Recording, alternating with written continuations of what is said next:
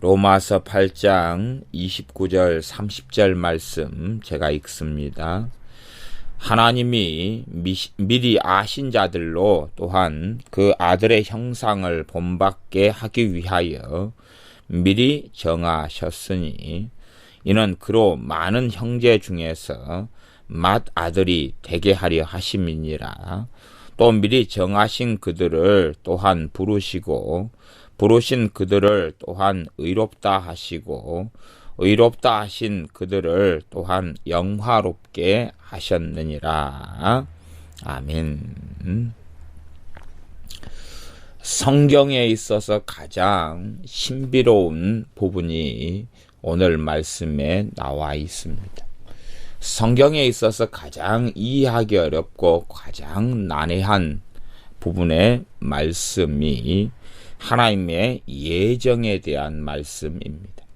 하나님의 예정에 대한 말씀. 하나님께서 미리 아신 자들을 하나님께서 택하신 것에 대한 말씀입니다.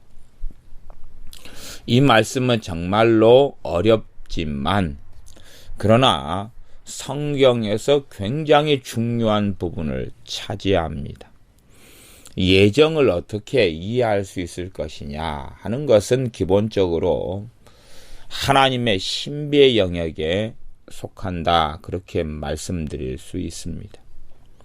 또한 다소나마 제가 말씀을 가지고 이 하나님의 예정에 대한 부분을 계속하여 설명해 나가겠지만 그러나 저도 당연하게 얼마간 밖에는 알 수 없는 부분이고 또한 실제로 모든 사람이 이 하나님의 미리 아심과 미리 택하심에 대한 예지, 미리 아심은 또 예정, 하나님의 택하심에 대해서는 정말로 겸손한 자리에 머물러 있어야 할 것이고 정말 바르게 하나님의 예정에 대해서 깨닫는 사람들은 하나님의 은혜에 대하여 찬양하고 노래해야 됩니다.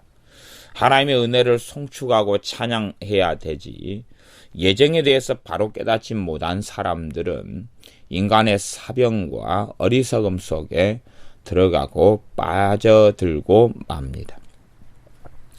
이 하나님의 예정에 대한 말씀이 이제 본격적으로 로마서 8장 29절부터 시작해가지고 하나님의 예정에 대한 말씀이 로마서 12장까지 이어집니다.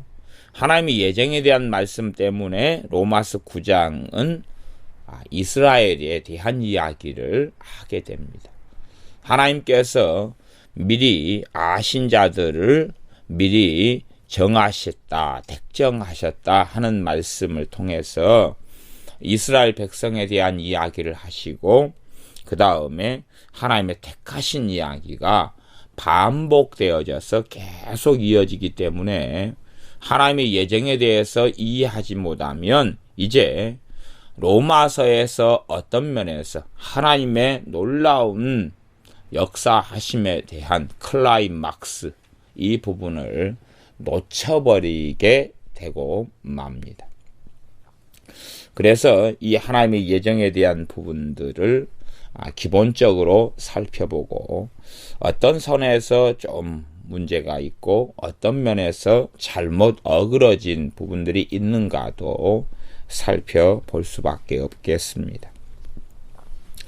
참 이 예정에 대한 부분은 하나님께서 우리에게 주신 신비로운 말씀인데 우리가 이에 대해서 넘어지기도 쉽고 어리석어지기도 쉽고 잘못되기도 쉬워 왔습니다. 극단들 속에 흘러가서 어떤 극단으로 치우쳐 들어가 잘못되어져 갔는가 하는 것도 우리가 살펴볼 수밖에는 없겠습니다. 본문을 먼저 읽겠습니다. 짧게 일단은 두 절을 오늘 본문으로 잡았습니다. 그리고 이 하나님의 예정에 대한 부분은 12장까지 계속되기 때문에 계속 살펴볼 수밖에 없고 또한 신약 성경에서 특별히 서신서들, 교회에 보낸 서신서들에는 반복되는 것이 이 하나님의 예정에 대한 말씀이 되어집니다. 다시 제가 로마서 8장 29절을 읽어보겠습니다. 하나님께서 미리 아신 자들로 또한 그 아들의 형상을 본받게 하기 위하여 미리 정하셨으니, 미리 아신 자들, 미리 알았다. 알다를 헬라어로 기노스코라 그랬습니다. 그래서 미리 알았다는 것을 프로기노스코 그럽니다. 미리 알았다. 프로기노스코. 하나님께서 미리 아신 자들을 미리 알았다. 미리 알았다는 것은 그 사람들의 존재 이전에, 그 사람들이 태어나기 전에 존재 이전에 미리 알았다 하는 말씀입니다. 그 미리 아신 자들로 또한 그 아들의 형상을 본받게 하기 위하여, 이것을 우리가 이해하기 쉽게는 그 아들의 형상을 닮게 하기 위하여, 이렇게 번역하고 이해하면 좋겠습니다. 그 아들의 형상 예수님의 모습을 닮게 하기 위하여 미리 정하셨다. 미리 정하다, 이것을 우리가 쓰는 단어로는 예정이다 그럽니다. 그래서 앞에는 프로기노스코, 미리 아셨다. 그래서 그것을 알지자 써서 미리 그걸 예자라 그러고, 미리 예, 그리고 알다, 알지자 써서 예지라 그럽니다. 그래서 미리 아신 자들을 예지라 그러고, 미리 정하셨다는 것을 예정이라 그럽니다. 그런 면에서 예지, 예정, 이렇게 지금 성경은 되어져 있습니다. 이는 그로 많은 형제 중에서, 그는 우리 주 예수님이시지요, 많은 형제 중에서 맏아들이 되게 하려 하심이니라. 그러시면서 30절은 미리 정하신 그들, 요거 예정이죠. 예정하신 사람들을, 그들을 부르셨다. 또한 부르셨다. 예정한 사람들을 불러가지고 부르신 그들을 또한 의롭다 하시고, 부르신 그 사람들을 의롭다 하셨다. 의롭다 하신 그들을 또한 영화롭게 하셨다라고 말씀합니다. 좀 더 자세하게는, 일단은 자세하게 설명된 본문이 에베소서 1장 정도에가 있으니까 제가 그 본문을 읽어 드리겠습니다. 에베소서 1장 4절부터 4절, 5절 제가 읽어 보겠습니다. 물론 에베소서 1장에서도 이 말씀의 흐름이 로마서 8장, 9장, 10장, 11장, 12장이 하나님의 예정에 대한 말씀이 계속 이어지는 말씀이 로마서 8장, 9장, 10장, 11장입니다. 이런 가운데 에베소서 1장도 지금 그 말씀에 기초하고 있습니다. 에베소 1장 4절을 제가 읽으면, 곧 창세 전에 그리스도 안에서 우리를 택하사, 그러니까 미리 아셨다는 것이 언제냐 그러면 창세 전이다 하는 말씀. 창세는 세상을 만드시기 전에, 이것을 창세 전에입니다. 창세 전에 그리스도 안에서 우리를 택하셨다. 그래서 이제 에베소 1장 4절에서는 우리를 택하셨는데, 어디서 택하셨냐 그러면 그리스도 안에서 택하셨다는 신비로운 내용이 적혀져 있습니다. 우리로 사랑 안에서 그 앞에 거룩하고 흠이 없게 하시려고 그 기쁘신 뜻대로 우리를 예정하사. 예수 그리스도로 말미암아 자기의 아들들이 되게 하셨으니, 우리를 예정하셔서 예수님을 통해서 하나님의 아들들이, 하나님의 자녀가 되게 하셨다라고 말씀합니다. 그러시면서 1장 9절, 에베소서 1장 9절을 제가 읽어드리면, 그 뜻의 비밀을 우리에게 알리셨으니 곧 그 기쁘심을 따라 그리스도 안에서 때가 찬 경륜을 위하여 예정하신 것이니, 하늘에 있는 것이나 땅에 있는 것이 다 그리스도 안에서 통일되게 하려 하심이라. 이 땅에 우리 주 예수님을 보내신 것은 창세전에 하나님께서 미리 정하신 것이다 라고 말씀합니다. 물론 어리석어지는 사람들은 어리석은 자리로 많이 나아가는데, 어떤 것이 어리석어지는 거라고 이야기하냐 그러면, 아담과 하와의 범죄와 연관해서 이들이 범죄하는 것까지도 하나님이 예정하셨느냐 안 하셨느냐로 간다면, 그건 정말로 성경, 하나님의 말씀의 본질과 어그러진 인간의 사변과 변론, 변증으로 흘러가는 것이고, 하나님의 말씀은 너희가 헛된 변론을 그쳐라 라고 반복하여서 말씀하고 있습니다. 이러한 하나님의 예정에 대한 말씀들이 성경 안에는 계속하여 살아있는데, 로마서 8장부터 8장, 9장, 10장, 11장. 그러면 이제 이 하나님이 미리 아신 자, 미리 알았다는 것을 예지라 그랬죠.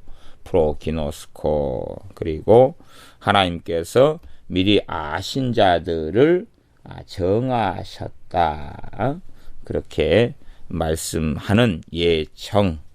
그 말씀에 대한 것이 어떻게 이어지냐 그러면, 이 로마서 9장으로 먼저 넘어가서 보면, 로마서 9장 11절에 대해서 제가 읽어보겠습니다.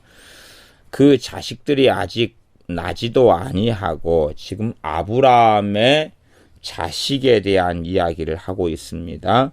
아브라함의 자식에 있어서 이스마엘이라는 육체를 따라 난 자식하고 약속을 따라 난 이삭이라는 자식에 대하여 말씀하시는데,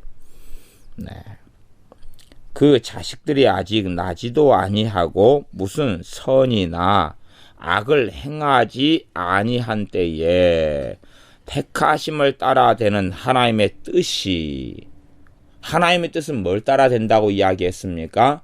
택하심을 따라 되는 하나님의 뜻이다 그랬습니다. 택하심을 따라 되는 하나님의 뜻이, 하나님의 선택이죠. 그래서 하나님의 선택이 하나님의 예정 교리와 같은 말이다 하는 것을 생각해야 됩니다. 하나님의 택하심을 따라 되는 하나님의 뜻이 행위로 말미암지 않고 오직 부르시는 이에게로 말미암아 서게 하려 하사, 행위로서 말미암지 않게 하고 하나님으로부터 말미암아 서게 하시려고 하나님께서는 예정, 택하심에 따른 이러한 하나님의 뜻을 세우셨다고 말씀합니다. 또한 나아가서 지금 얼마 전에 말씀은, 그 앞에 말씀, 로마서 9장 앞에 말씀은 아브라함의 아들 이삭에 대한 말씀이고, 방금 읽었던 말씀은 이삭의 아들들은 이삭의 아내인 리브가 뱃속에가 쌍둥이가 있었지요. 쌍둥이는 에서와 야곱인데, 에서와 야곱에 대하여서 하나님께서 이 에서와 야곱이 태어나거나 무슨 선이나 무슨 악한 일을 행하기 전에 하나님께서는 9장 12절에 리브가에게 이르시되 큰 자가 어린 자를 섬기리라. 그렇게 말씀하셨는데 그것은 13절 기록된 바 내가 야곱은 사랑하고 에서는 미워하였다 하심과 같으니라. 하나님께서 야곱을 사랑하였어. 야곱이 무슨 선한 행위, 의로운 행위를 하기 전에 야곱을 택하신 것을 가지고 말씀을 합니다.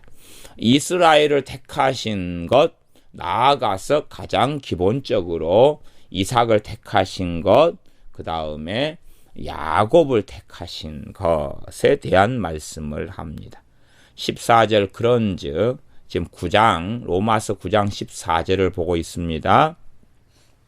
제가 지금 로마서 지금 8장에 대한 말씀을 강의하면서 8장 29절 30절을 말씀하면서 먼저 이 29장 30절을 말씀하면서는 8장, 9장, 10장, 11장까지를 간략하게라도 지금 하나님의 예정에 대한 말씀이 계속 흘러가는 흐름 속에 있다는 것을 우리가 꼭 깨닫고 알고 있어야 되기 때문에 어리석게 다른 스토리로 빠져들어가면 안 되기 때문에 하나님의 예정에 대한 말씀을 계속 하고 있는 흐름이다. 이것이 우리 주 예수 그리스도의 복음에 있어서 클라이막스에 속하는 복음의 정말로 중요한 주제이기 때문에 예정에 대한 말씀으로 몇 장이 지금 이어져 나와 있습니다.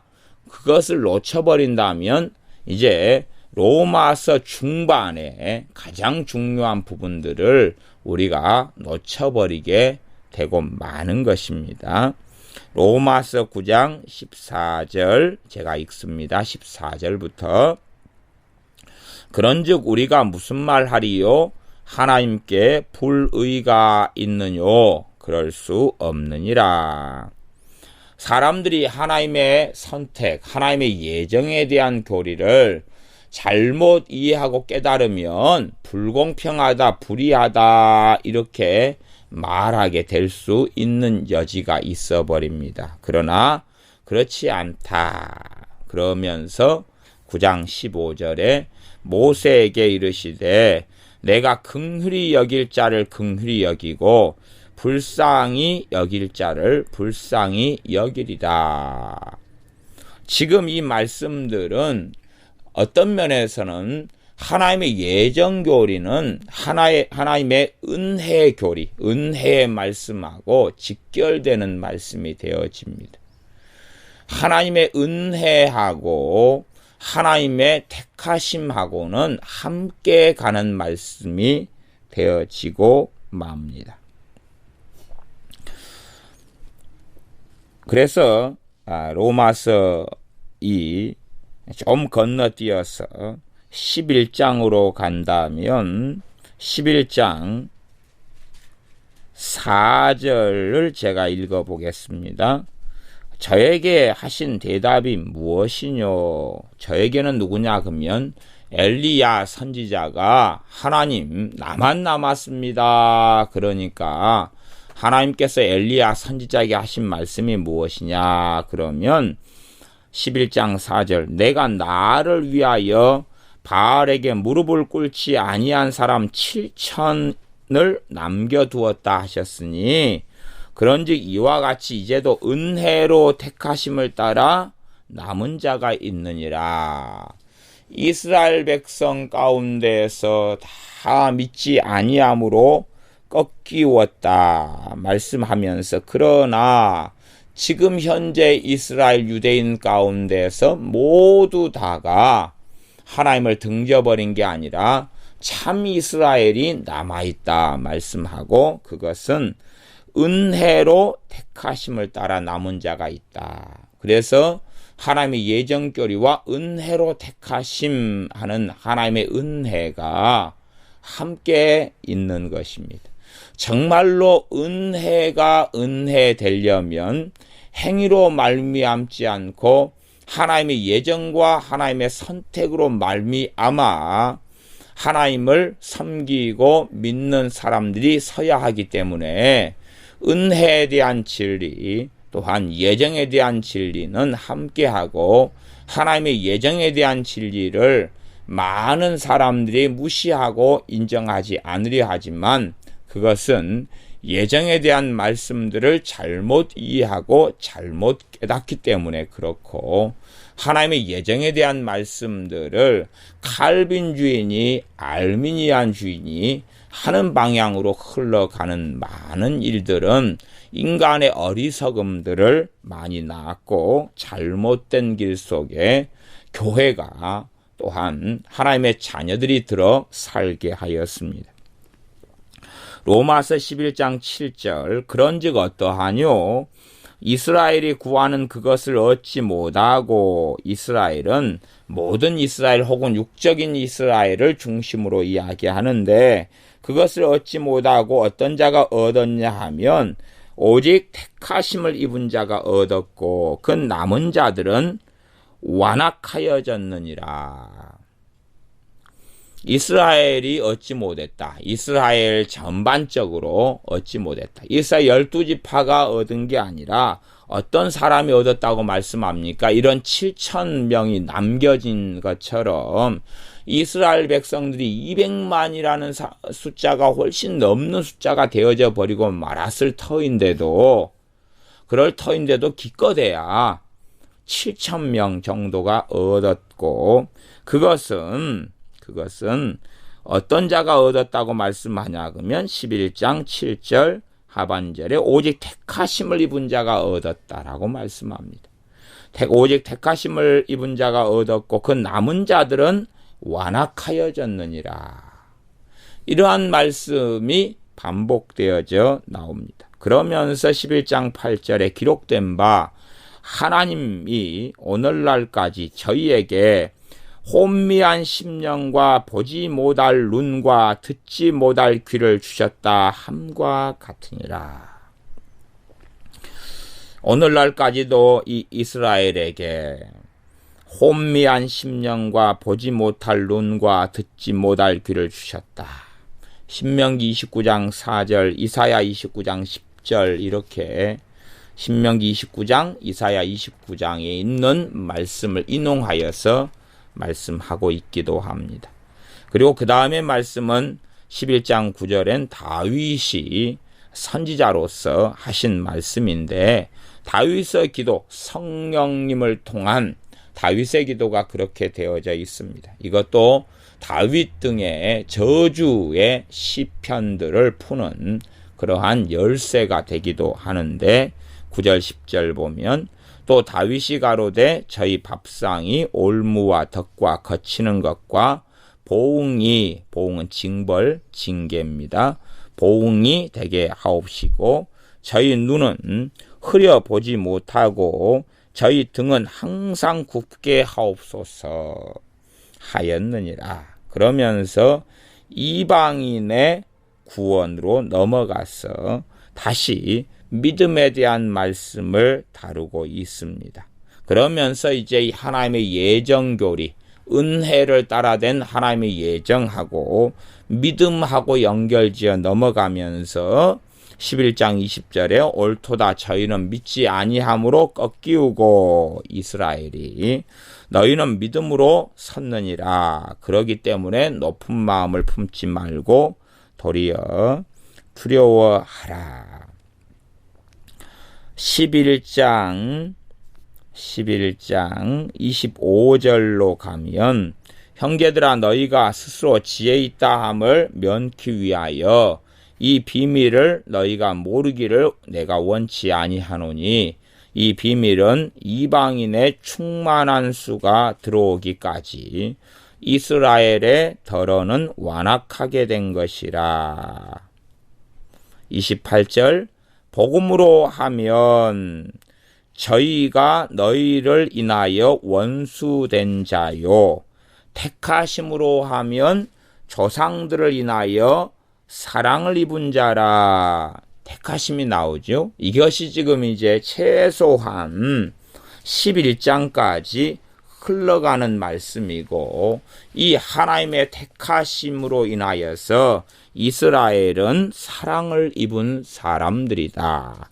그런데 이 사랑을 입은 사람들이 하나님의 택하심을 입은 사람들이 어떠한 길을 걷지 않습니까?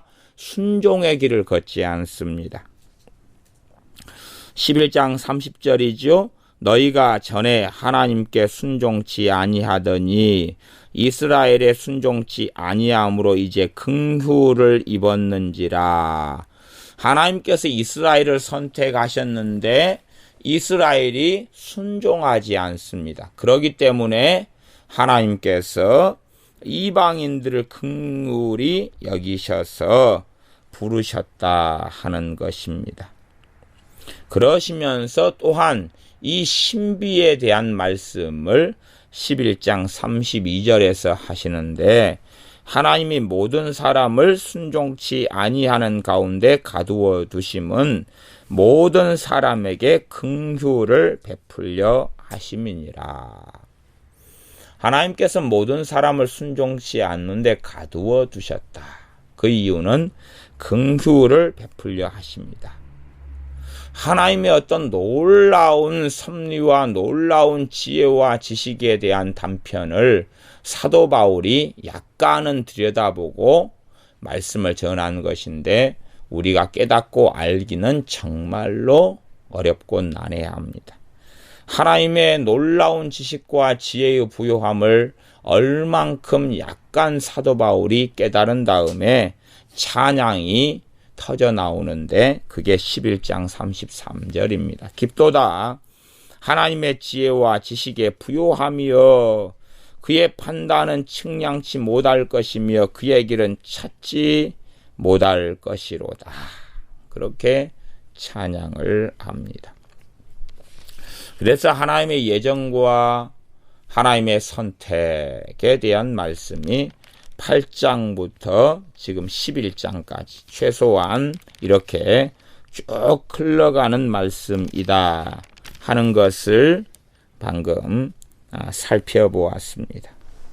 물론 지금 이 8장에서 9장으로 살짝 넘어갔다가 9장 이 19절 같이 19절부터 쭉 이렇게 나와 있는 말씀들도 마찬가지로 이스라엘에 대한 하나님의 말씀들이 되고 또한 10장에 가면 10장에도 이제는 믿음의 말씀과 함께 하나님께서 어떻게 이스라엘 백성에게 대하여 믿음으로 말미암는 의로움에 대하여 이스라엘 백성들과 연관되어지고 믿는 사람들과 연관되어지는지 하는 하나님의 선택에 대한 진리, 하나님의 예정에 대한 진리와 함께 이어져 믿음으로 연결되어지는 연관성, 징검다리로서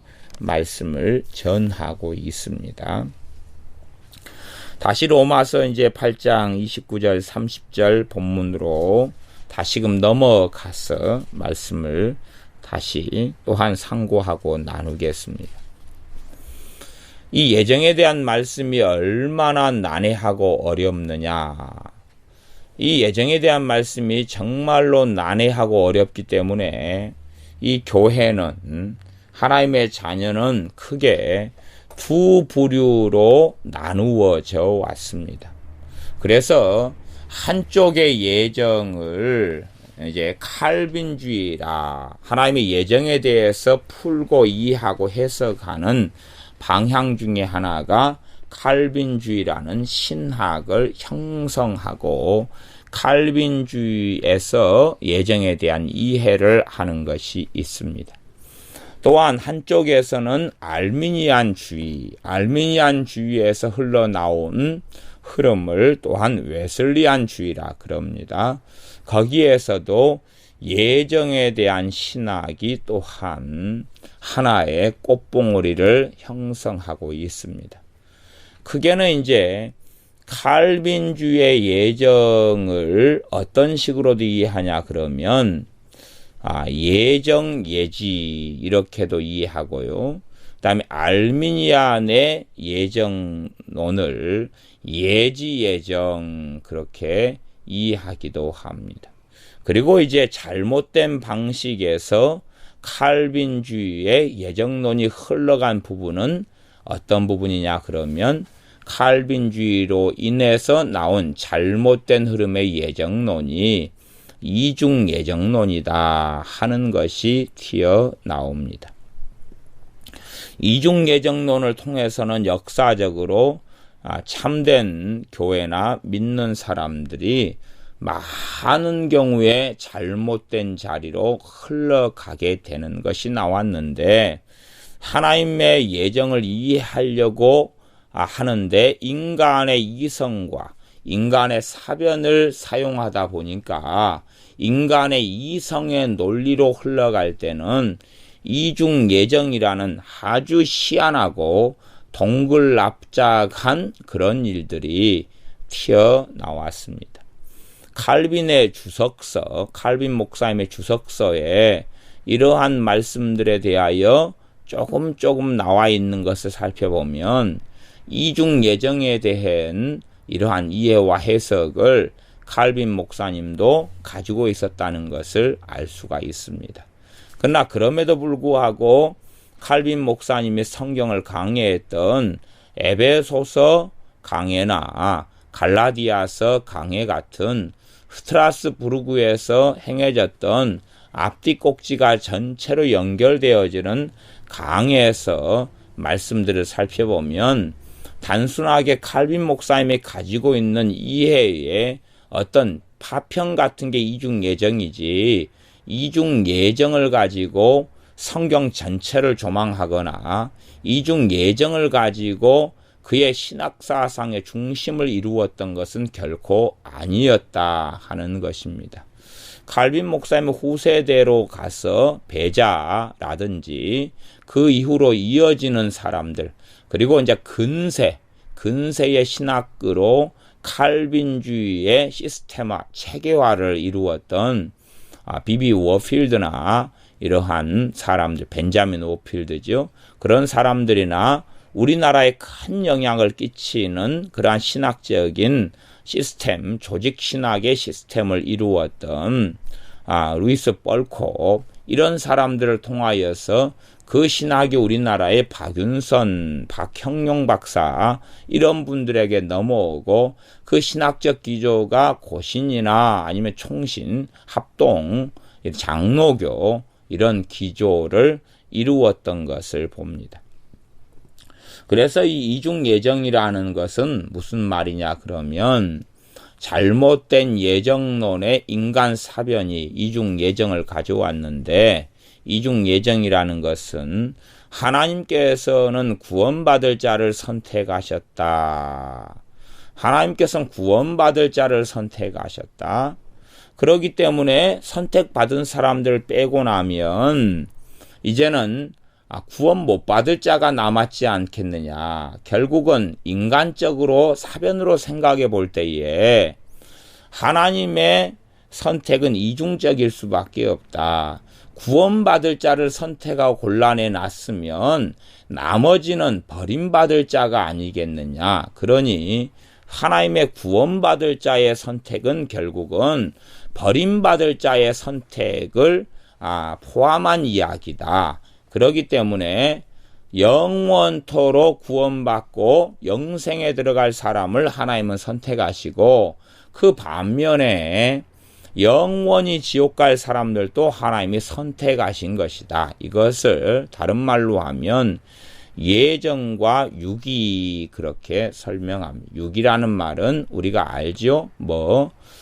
이 영원토록 지옥에서 고통 속에 있도록 던져버리는 것을 육이라 그럽니다. 그렇게 하나님이 선택해서 천국 갈 사람을 예정하고 지옥 갈 사람을 예정했다는 방식으로 하나님의 예정을 이해해버린 것이 이중 예정이란 것입니다.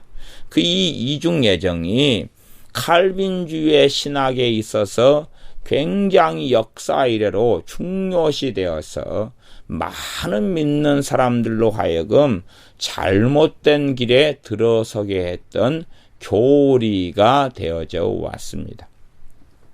그래서 칼빈주의 가운데 칼빈의 예정론으로 갈 때 되면 칼빈주의 교리 속에서 칼빈이라는 이 종교 개혁자인 하나님의 사람이 어떻게 예정을 보았느냐, 그렇게 살펴보려면 칼빈의 저작들을 전체적으로 살펴봐야 좀 더 객관적이지, 그가 주석 같은 데서 단편적으로 몇 마디 했던 것을 통하여서 그의 신학 사상에 하나님의 예정에 대해서 그가 이해했던 것을 삼아버린다면 잘못된 이해와 해석이 극단적인 오류가 될 수밖에 없는 여지가 생깁니다. 꼭 한국에 있는 기자들이 그런 방식을 많이 사용하는데, 앞뒤 문맥 없이, 앞뒤 꼭지 없이 자신들이 원하는 한 토막을 가져다가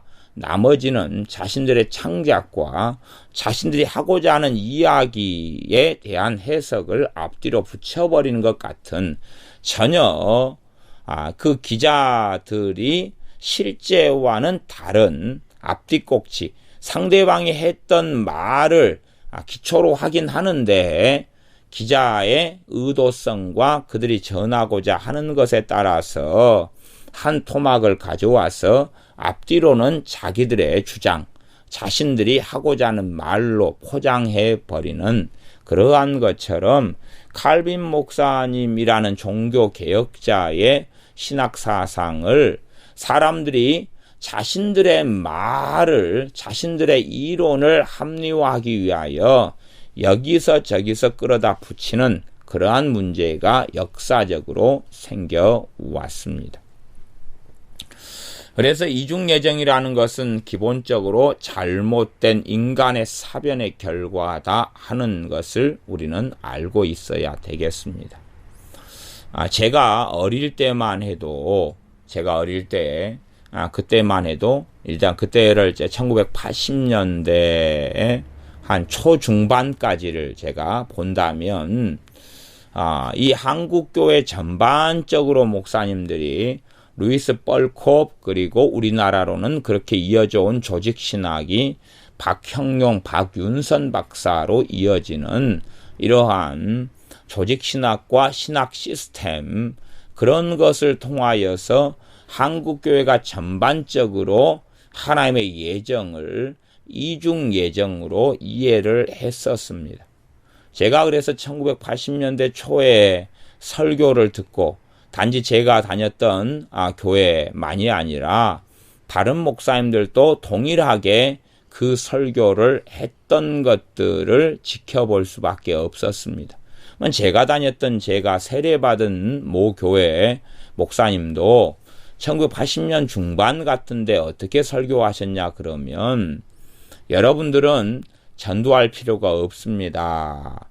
하나님이 애정해 놓은 사람, 선택해 놓은 사람은 여러분이 전도 안 해도 천국 가고, 지옥에 갈 사람들은 여러분이 가만 전도해도 그들은 안 믿고 지옥에 갈 거니까 전도할 필요가 없다, 그렇게 설교하셨더랬습니다. 그러지만 성령 충만한 사람들은 목사님의 설교를 듣고 영향받아 그대로 살기보다는 그들 안에 뜨겁게 복음을 전하도록 역사하시는 성령님의 역사하심을 따라 복음을 끊임없이 전하는 삶 속에 들어가서 당시의 교회는 끊임없이 부흥해 갔고 성장해 갔습니다. 그렇게 제가 다녔던 교회 목사님만이 아니라 한국교회가 전반적으로 그랬기 때문에 신학에 대한 이해로 가면 한국의 신학은 많은 경우 칼빈주의, 또 나아가서 칼빈주의의 핵심도 많은 어리석은 사람들은 칼빈주의의 핵심을 칼빈의 예정론, 칼빈주의 가운데 예정론으로 그 중심을 삼아버리고 말았습니다. 그러면서 칼빈주의 예정, 그러면 그거 이퀄 이중예정이다 하는 식의 이해를 가져가서 온갖 하나님의 말씀을 어지럽히며 산만하고 이상하고 정신없는 것으로 만들어버리고 말았습니다. 그것이 이제 끔찍한 하나님 말씀의 오해와 곡해를 일으키게 되는 인간의 사변, 인간의 논리의 결과로 나왔던 어리석은 교리가 하나님의 예정론 가운데 한 이해인 이중예정론이라 하는 것입니다. 저도 신학을 공부하고 또한 그 전부터 말씀을 들었을 때부터 가장 큰 딜레마를 가지고 오고 고민을 가져왔던 것이, 물론 저야 원기저부터 장로교회 출신이기 때문에 더 그것 때문에 고민과 딜레마를 가지고 왔던 교리가 예정론 가운데 이중예정이라는 것이고, 그 속에서 오랜 시절 살아온 사람입니다. 그리고 한국교회는 그 이중예정이라는 것이 깊이 있게 뿌리내려서 문제가 되어져 왔고, 지금도 고신이나 혹은 고려파나 나아가서 칼빈주의에 대한 극단성 속에 있는 이런 사람들, 물론 그런 경우가 합동을 중심으로 한 교단이 됩니다만은, 그런 경우가 아직도 이중예정에 사로잡혀서 정말로 많이 살고, 신학교에서는 이중예정론을 당당하게 하나님의 예정론으로 가리키면서 설교하고 강단에서 신학교 교수님들이 가리키고 있습니다. 그래서 이들은, 신학교 교수님들은 과거에 다시금 이 이중예정론을 중심으로 하여서 시스템화된 신학을 조직신학인데, 그러한 루이스 뻘콥의 신학이나 비비 워필드의 신학이나 이런 식으로 다시금 돌아가서 신학 강의를 하고, 이런 스타일을 거꾸로 보수주의 신학이다 그렇게 지칭하기도 하기 때문에 얼마나 어리석은 역사를 오랜 세월 동안 살아왔는지 생각을 해볼 수밖에는 없겠습니다. 이것이 이제 칼빈주의 가운데, 장로교 가운데 이중예정론이 흘러내려왔던, 또한 그에 대한 약간의 설명이 됩니다. 그 다음에 이제 또 하나의 흐름은 칼빈주의 가운데에서 칼빈주의 교수님 중에 한 분이었던 분이 알미니우스 교수님이라는 분이 있었습니다. 그분이 신학교에서 하나님 말씀을 가리키다 보니까 칼빈주의가 꽤 시스템화 됐을 때에 하나님의 말씀을 신학교 강단에서 가르쳤는데, 그렇게 하다 보니까 하나님의 말씀을 이빨 빼놓듯이 빼놓고 사라지고 이제는 버려버린 말씀들이 많이 있다는 것을 볼 수밖에 없었습니다. 거기에서 알미니우스 목사님이, 교수님이 가르쳤던 그러한 말씀들을 나중에 한 200년 뒤에나 시스템화 시켜서 나온 것이 알미니우스, 그래서 알미니안주의라고 하는, 또한 칼빈주의 5대 교리와 쌍벽을 이루는 알미니안 5대 교리라는 것이 또한 튀어나오게 됩니다. 그리고 이 알미니안 5대 교리하고 그 이후로 이어지는 게 알미니안주의에서 또한 그 속에서 신학적 바탕과 기조를 이룬 다음에 나온 신학을 웨슬리안 신학이라 그럽니다. 그래서 웨슬리안 신학은 존 웨슬리라는 하나님의 사람이었던 감리교를 창시하고 만든 목사님의 신학적 사상들을 집대성한 것을 웨슬리안 신학이라 그럽니다. 그리고 그 바탕이 되었던 신학, 말씀을 어떻게 이해하고 어떻게 보냐 하는 관점이 신학이라고 말할 수 있는데, 그것이 알미니안주의, 알미니안 신학 혹은 알미니안 5대 교리가 바탕이 되었다 그렇게 말할 수 있습니다. 그러면 이제 웨슬리안 신학에서 바라보는 예정론의 이해는 어떻게 되냐 그러면 그것을 예지 예정론이다 그렇게 이야기합니다. 예지 예정론.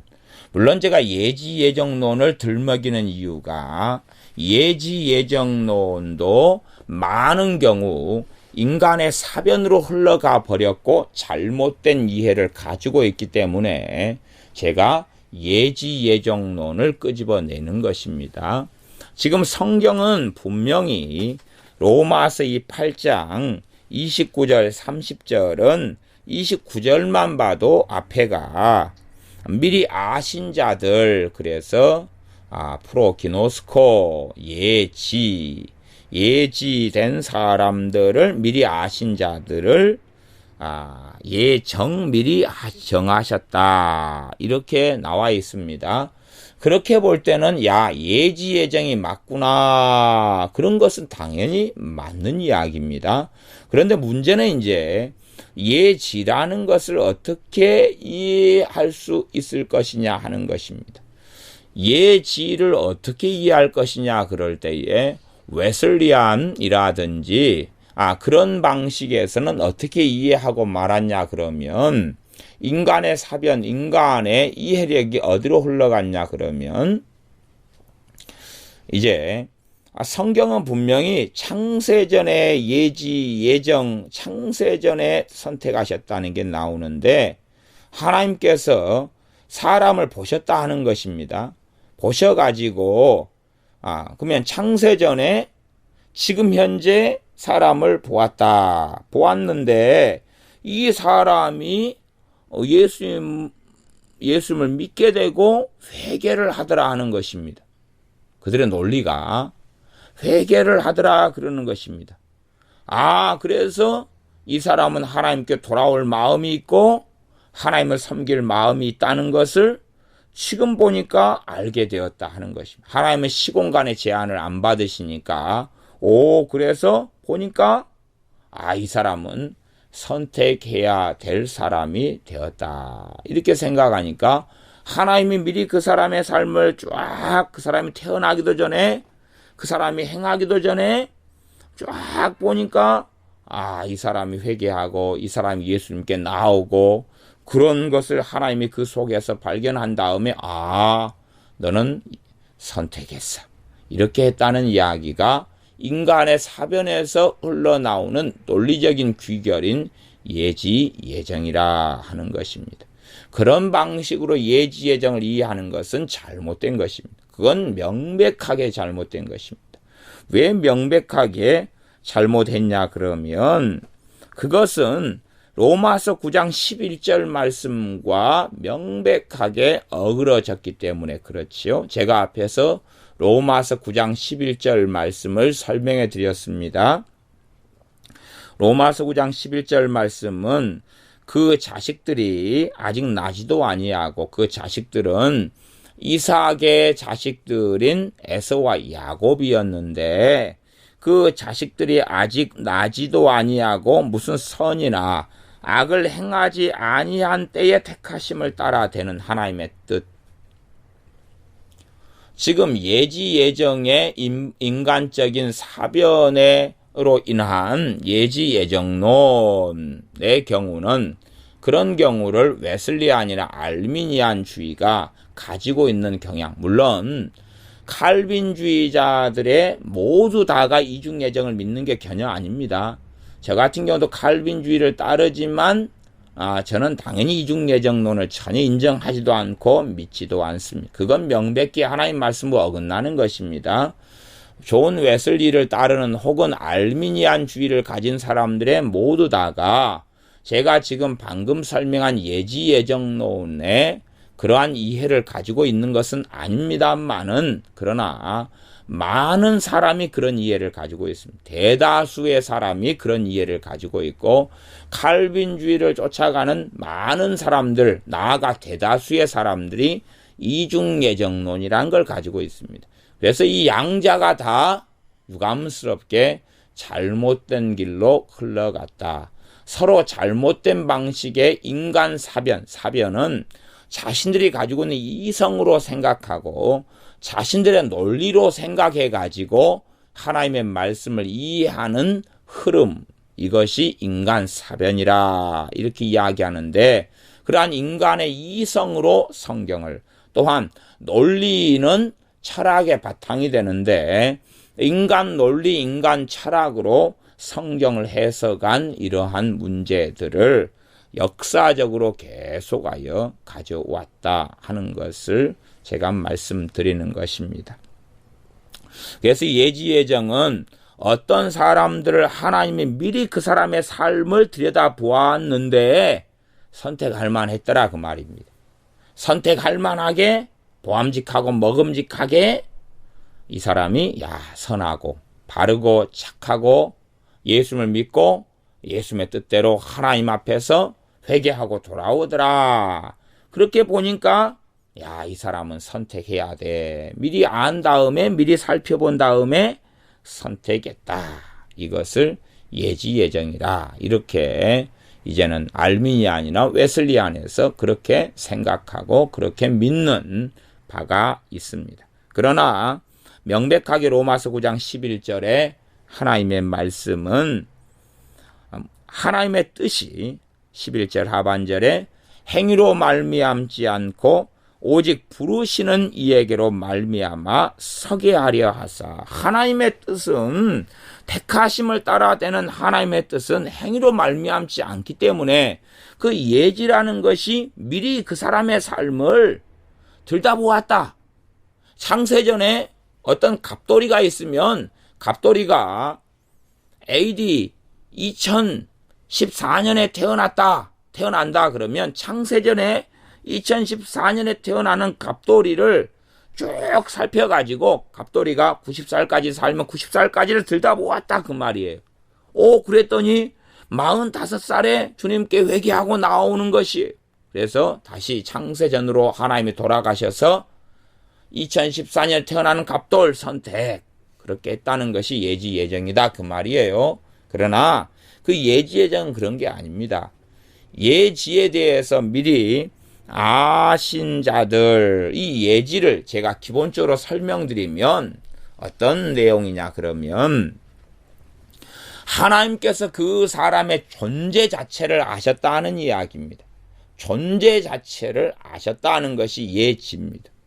그 선을 넘어가 버리면 어리석어져 버리기 쉽습니다.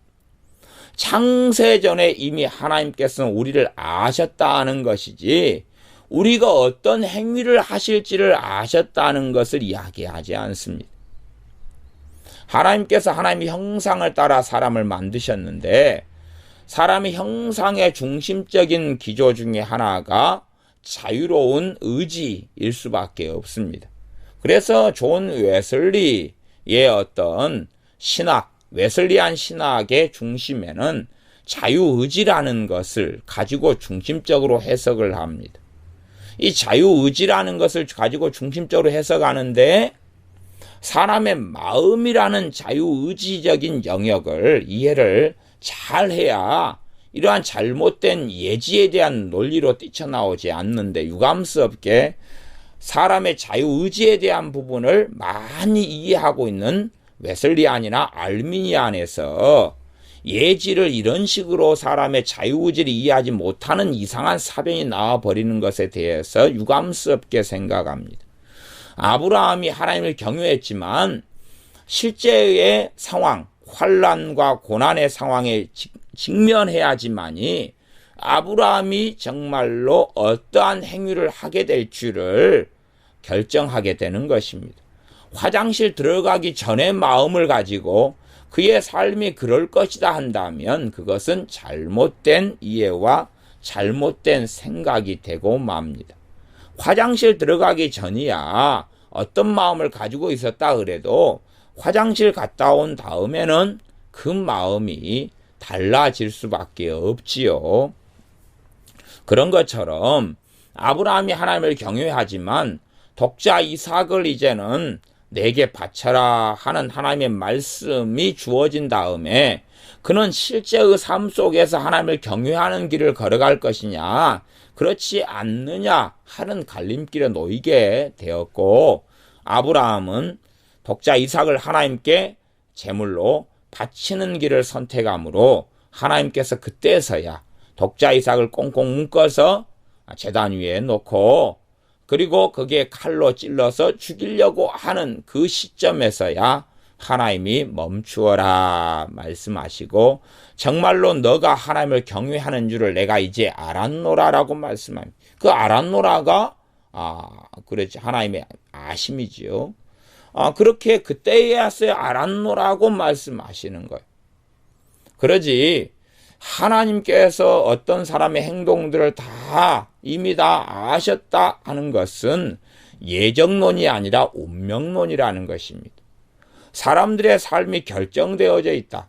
사람들의 행동이 결정되어져 있다. 그러면 하나님께서는 우리에게 이 진리의 말씀들을 하실 이유가 없으신 겁니다. 그래서 성경은 하나님께서 두려워하게 하는 종의 영을 받게 한 게 아니라 아들들이 되게 하는 양자의 영을 받게 하셨다는 이야기입니다. 하나님의 자녀가 되는 영, 또한 자유를 가지게 하는 거룩한 성령님이 임하신 거지, 노예가 되어서 시스템화 시키려고 임하신 이가 성령님이 아니라 하는 이야기입니다. 그래서 인간의 사변의 결과로 예지로 흘러간다면 어리석어지는 이야기가 되어집니다. 일단은 이제 시간이 많이 흘러갔기 때문에 이 하나님의 예정에 대한 이야기는 계속 이어질 수밖에 없어서 이 정도로 하나님의 예정에 대한 첫 번째 시간은 마무리 짓고, 그 다음 시간에 이어서 계속 다루어 나가면서 로마서 8장, 9장, 10장, 11장을 그렇게 살펴볼 수밖에 없겠습니다. 하나님에 대한 예정의 바른 이해가 되면 하나님의 은혜에 찬양함과 찬미함이 생기고 하나님을 경외하게 되어지지만, 잘못된 예정에 대한 이해로 간다면 그것은 우월함과 교만과 독성과 어리석음을 만들어 낼 수밖에 없어서, 하나님의 말씀을 바르게 이해했느냐 하는 것을 그 열매로 알지니라는 주님의 말씀과 저는 연결을 시키겠습니다. 기도하겠습니다.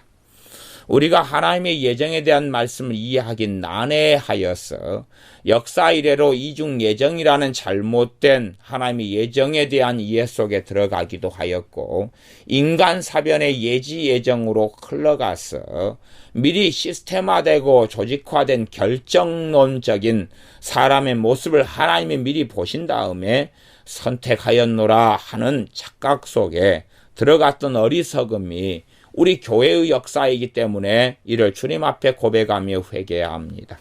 우리가 정말로 하나님의 예지 예정을, 하나님의 예정을 바르게 얼마간이라도 깨달아 하나님 앞에 서서 하나님을 영화롭게 하는 삶을 살 수 있도록 우리의 지각을 거룩한 성령 하나님 열어 주시옵소서. 예수님의 이름으로 기도하옵나이다. 아멘.